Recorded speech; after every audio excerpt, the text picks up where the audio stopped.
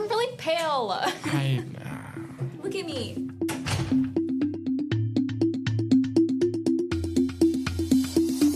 St. Louis Park Public Schools sees, inspires, and empowers each student to achieve academic excellence and live their brilliance in a racially equitable learning environment that centers student voice and experience to energize and enhance the spirit of our community.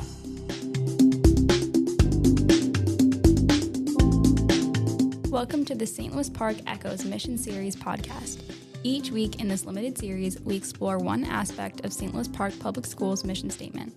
This week, we sit down with Career and College Coordinator Kara Mueller to understand how students achieve academic excellence. We're your hosts, Emma Egan and Arjuna Murugesan. Please join us as we break down how Park defines academic excellence and the extent to which they are achieving their mission statement.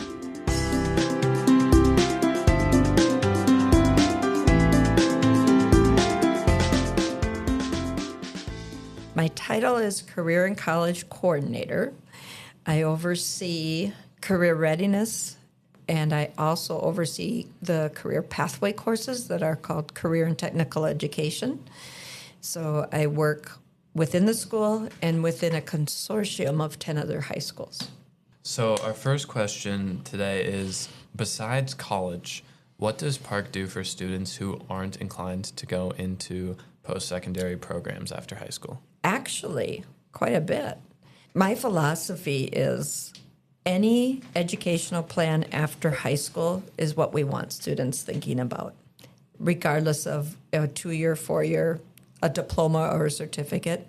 We do have students that are extremely successful as students, opening their own businesses, and they'll come sometimes and there'll be like high academic students who are making like $40,000 in 3 months of their business type of deal. Mm-hmm. And they're asking, why do I need a college degree? Mm-hmm. So we have a wide range. But what we do here is within the career and technical ed pathways is we work very hard on exploring and exposing kids to skill sets and building skills, because I even met with Yale yesterday. Mm-hmm. And even within Yale, the top things they look for, critical thinking and skill sets, skills. So if you go into certain construction classes, you're going to pick up a certification in OSHA. You go into some of our business classes, like leadership development. Mm-hmm. We try to have you all take some type of a certification. You're developing your skills. Mm-hmm. We have a high success rate in our CNA program. And those students are going off and taking their state exams and thriving and landing awesome jobs. And a lot of those students chose to take CNA because they knew they were interested in medicine, and it was one class that would give them a taste of it. Yeah. And I know students who have graduated. One is still a CNA at the University of Minnesota, and she worked with me when my husband was there, and it was so rewarding. We have our second question, which what are some ways that Park supports its students to achieve academic excellence through like different programs they have, like part of like the school courses or just like outside of school courses as well? You're in one. And I'm thrilled to say I have helped support this through my job as a career pathway coordinator. Okay. So first off, academic excellence does not mean A, B, C, or D. Mm. Academic excellence means that a student can learn something, take it as a baseline, and add it on top of something else. So you have a new assignment, and you can take that prior learning and now apply it. And academic excellence is when you can actually move from learning something to applying it, to critically thinking and making adjustments, and then all the way out to a phenomenal end product or project. So if you go through a lot of our classes in which they develop students that way, and we're working, even all our classes are developing theory of, it's called DOK. And it's where at each level is where a student can enter and prove that they know something, but you don't have to go in that order. It doesn't have to be 1, 2, 3, 4. A lot of career and tech ed courses are actually, they start at the higher levels, 3 and 4.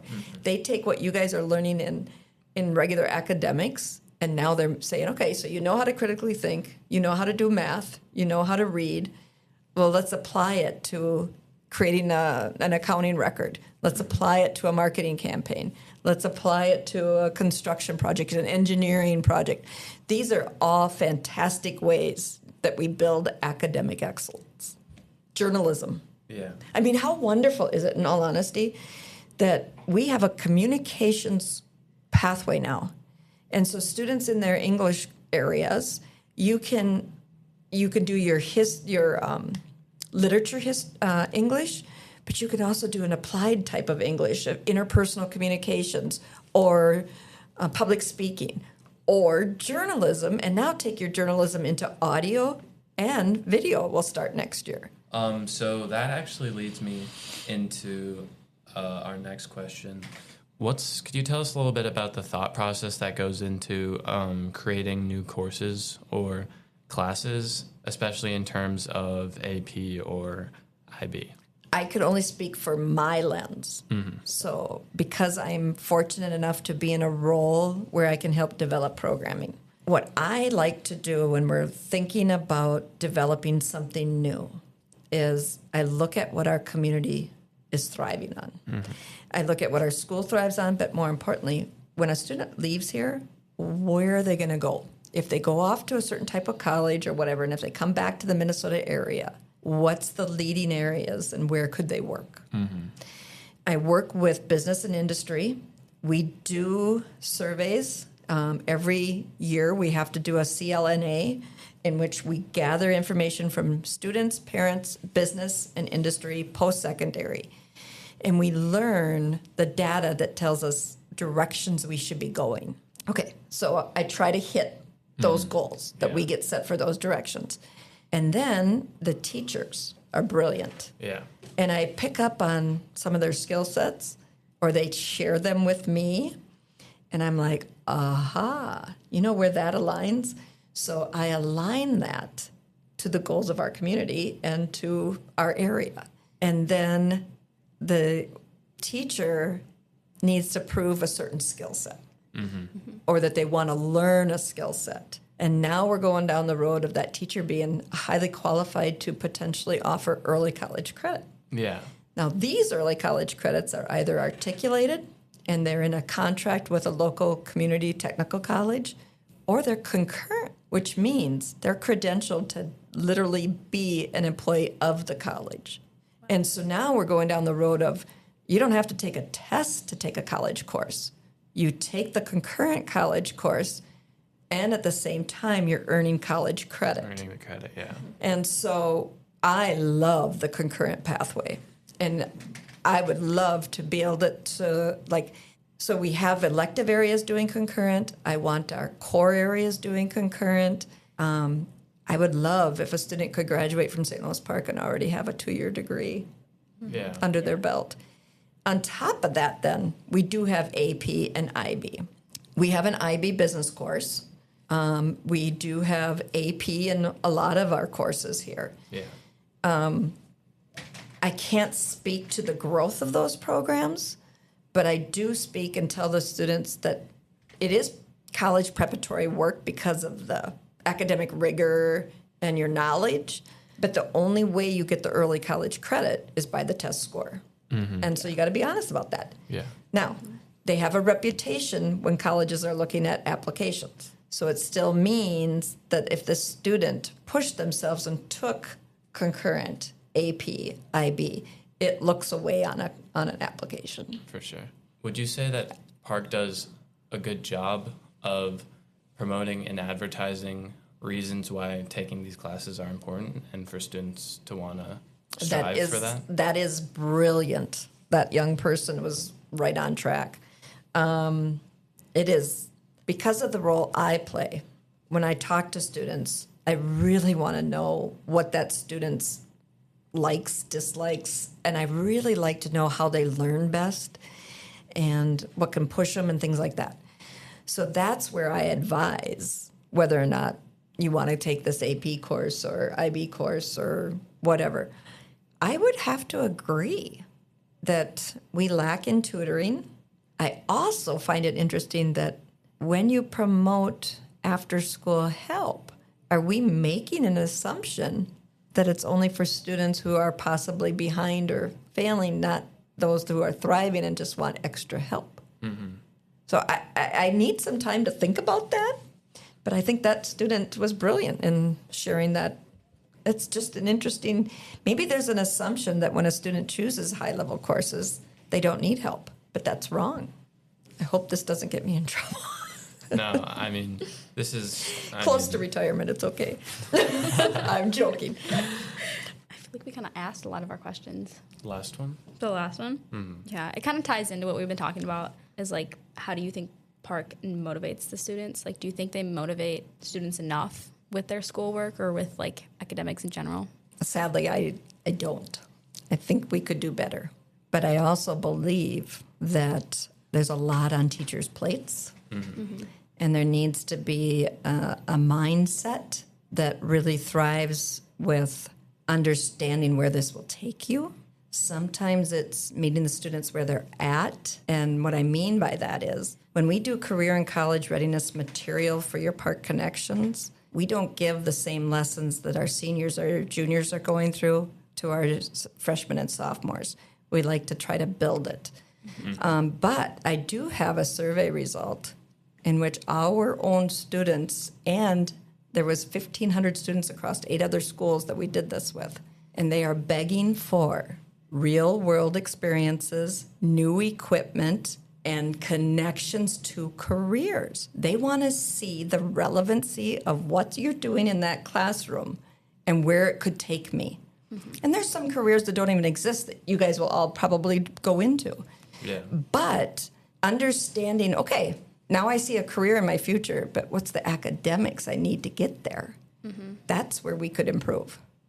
Yeah, because I know a lot of seniors get a lot of like kind of like career finding pathways, and juniors I think start that as well. Yeah. We did But- it with sophomores this year. Yeah, I think like starting as like a freshman would help a lot with like knowing how you're going to get there, because sometimes when you like see a career pathway as a senior or like see one as a junior, you've already like Yep. missed out on 2 years. And you are 100% right. We should be starting it earlier. The studies also support that we really do need to start it earlier. What I will say is, as the only career and college coordinator, we need a team to support this work. Yeah. Yeah. And so sometimes I take this, what the students say, extremely personal and figure out, well, how can I fix this? Yeah, it's a lot. It is a Yeah. lot, but it's so worthy. I mean, and it's also totally okay to not know. But if you've never been exposed to think about it, how do you know you don't know? Yeah. We just need to get you guys thinking about what this means.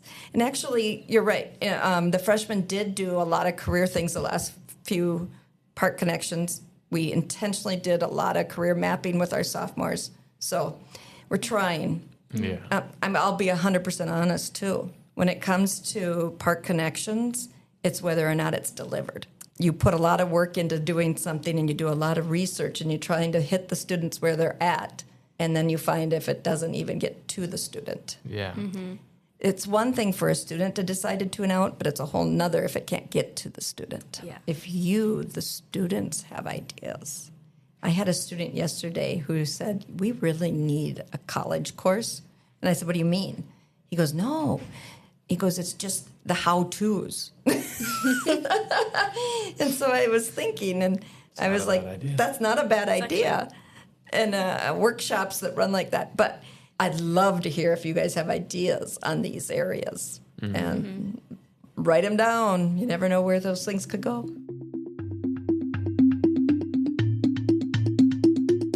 Thank you for joining us. We'd like to thank our guest, Kara Mueller. Also, we would like to thank WeVideo for providing the music. Until next time, we'll see you later.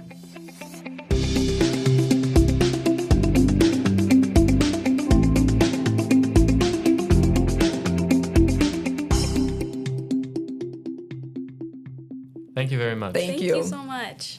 Have a great rest of your day. Thank you. And thanks for coming to get me. Of course. Okay. Have a good one.